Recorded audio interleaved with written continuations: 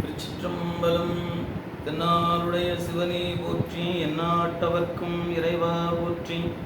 எல்லாம் வல்ல மாதொரு பாகம் நோக்கி மண்ணு சிற்றம்பலத்தை ஆதியும் முடிவும் இல்லா அந்தமில்லா கூத்தாடுகின்ற சிவகாம சுந்தரி அம்மையுடனாகிய ஞானப்பெரும் கூத்தருடைய திருவரு கருணையினாலும் நந்தம் பெருமக்களாகிய நாயன்மாருடைய குருவருடும் முன்னின்று அருள் செய்ய திருமுறை நமக்கு தந்த சிவபாத சேகரர் என போற்றப்பெறுகின்ற ராசராசருடைய விழாவானது வருகின்ற 22/9/2024 ஞாயிற்றுக்கிழமை அன்று தில்லை திருத்தலத்தில் பெரும் விழாவாக கொண்டாடப்படுகிறது.